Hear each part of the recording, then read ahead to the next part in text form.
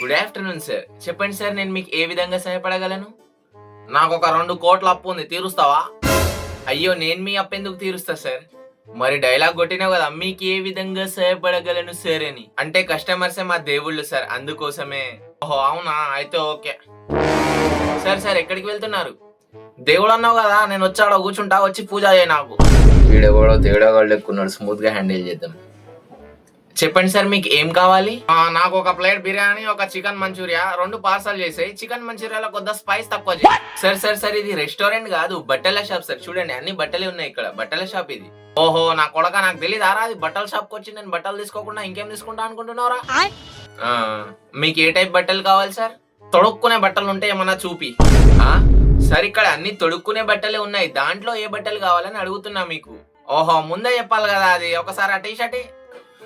సరే సార్, ఇదిగోండి సార్, తీసుకోండి.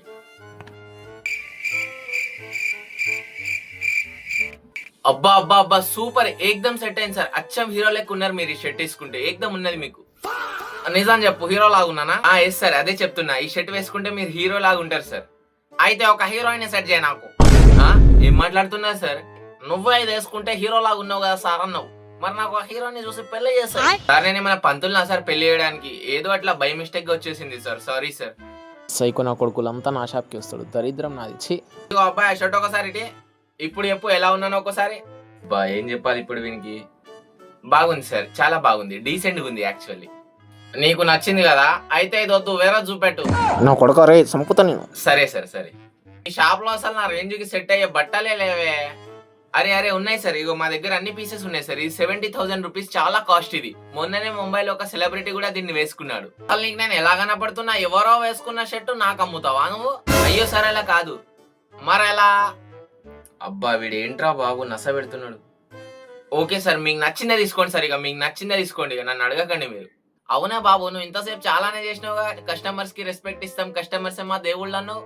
ఇంత ఎండ కొడుతుంది, ఒక కస్టమర్ వచ్చి నీ ముందు కూర్చుంటే వాటర్ బాటిల్ కూడా ఇయ్యలేవా నువ్వు? ఒక కస్టమర్ కి పోయి వాటర్ బాటిల్ తీసుకురాపో. అంటే సార్ అది ఓనర్ గారి పర్మిషన్ లేకుండా నేను ఇక్కడ ఏది ఇవ్వకూడదు సార్.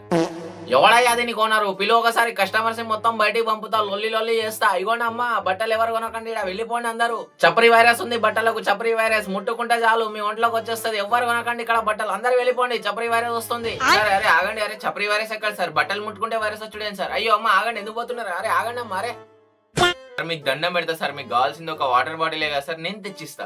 నా సొంత పైసలతోని మీకు వాటర్ బాటిల్ తెచ్చిస్తా. నా గిరాక్ని మీరు దయచేసి చెడగొట్టకండి.